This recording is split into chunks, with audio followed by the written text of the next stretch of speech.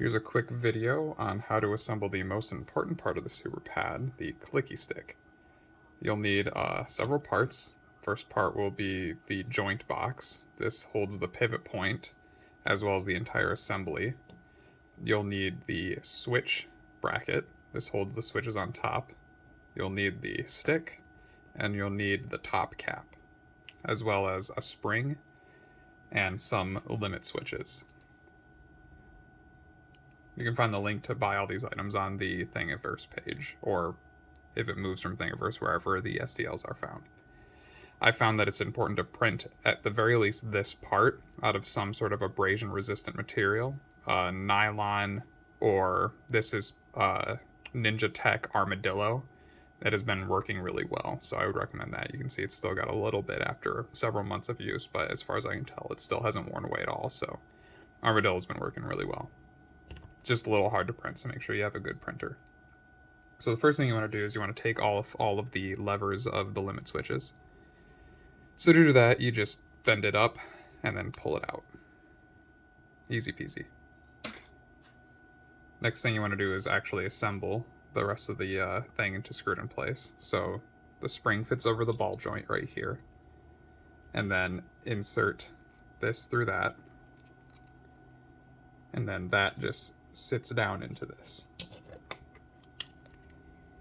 And then you're going to want to put in screws on each of the sides. Again, I always use self-tapping M2 screws. You're welcome to change the model to use different screws if you find that these aren't big enough, but they seem to work pretty well.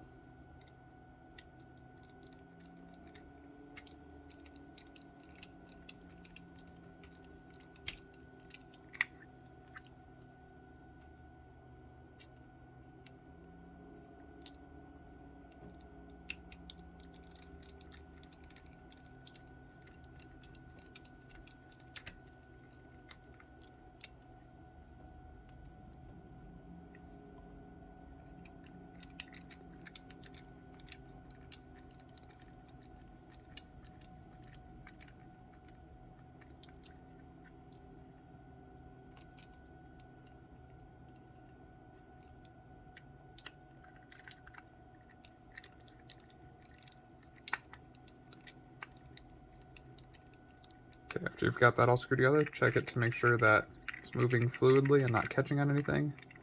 And then we'll add our limit switches. So obviously I'll need 4 of those. Going like this.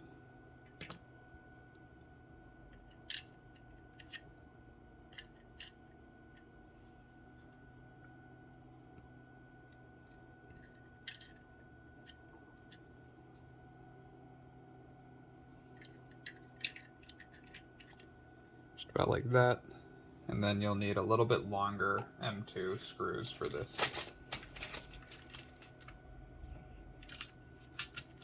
12mm or 10mm should work.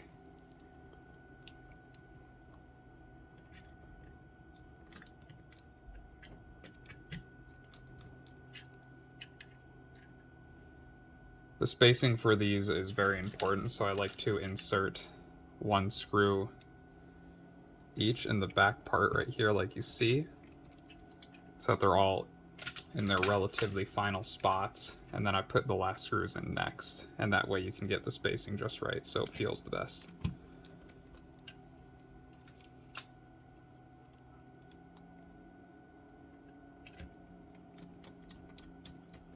So you see I have just the corners, and don't tighten them all the way either. And then after you get just the corners, start putting the rest of them in.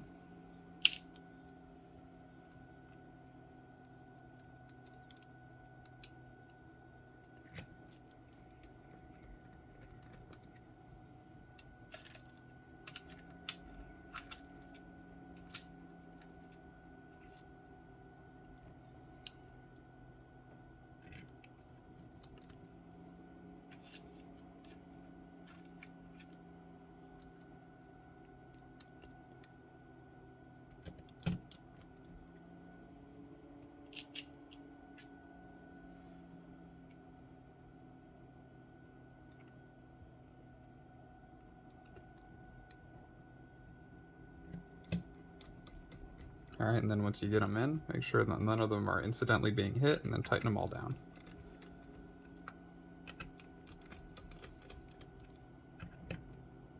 If you get these in the wrong position, you might end up with one of the switches catching more often than others, and if that happens, just loosen all the screws, move the stick around a little bit, and then tighten the screws again, and it should be fine. Generally, as it wears out, it's going to wear out in the opposite direction and become more loose, so it won't be a problem after you get it done right the first time. Okay, so give it a test to make sure you can hit each direction individually.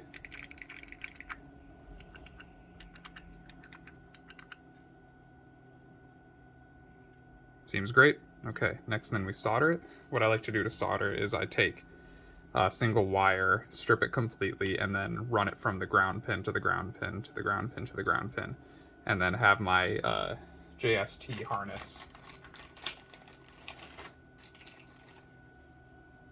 the ground pin of that to just solder directly to the last pin, so it makes it a little bit easier.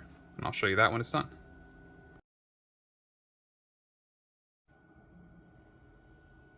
Okay, got it all soldered up.